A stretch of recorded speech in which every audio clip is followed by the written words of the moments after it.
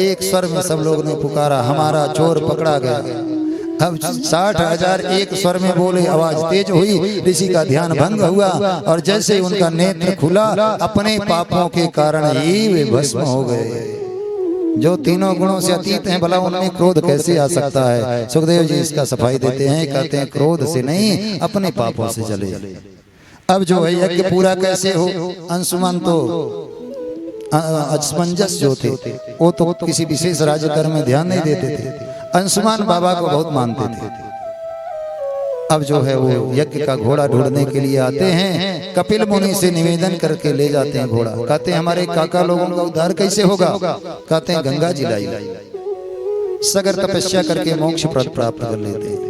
अंशुमन चौथेपन में व्रत करने जाते हैं, तपस्या करने जाते हैं, लेकिन गंगा जी प्रसन्न नहीं होती, ब्रह्मा जी प्रसन्न नहीं होते। उनके पुत्र हुए हैं दिलीप। दिलीप ने भी चौथेपन में जो है भजन किया, लेकिन गंगा जी नहीं आई।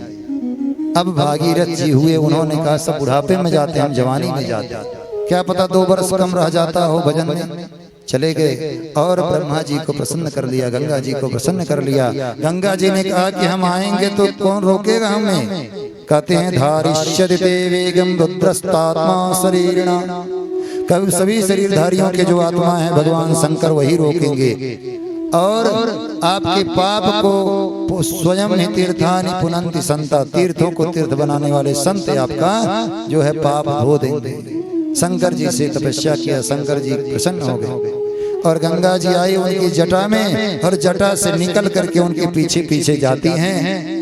जानो मुनि की कुटिया वो बहा ले जाती हैं बेग से, जिससे क्रोधित तो होकर के जानो मुनि उनको पी जाते हैं। गंगा जी पीछे देखे कि गंगा जी नहीं आ रही हैं, बोले या तो बड़ा गलत हो रहा है।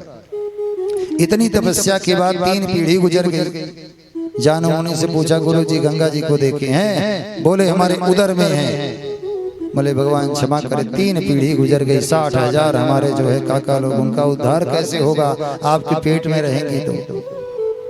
तब उन्होंने सोचा कि जगत के कल्याणकारी गंगा जी हैं, उनको जो है अपने पेट को फाड़ करके निकाल दिया। तब से हो गई जाह्नवी गंगा।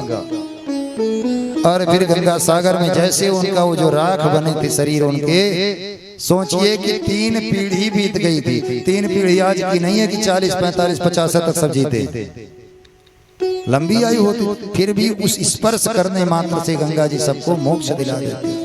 ऐसी पतित पावनी गंगा हमारे यूपी में है, हमारे भारत में है, इससे बढ़कर के और क्या हो सकता है?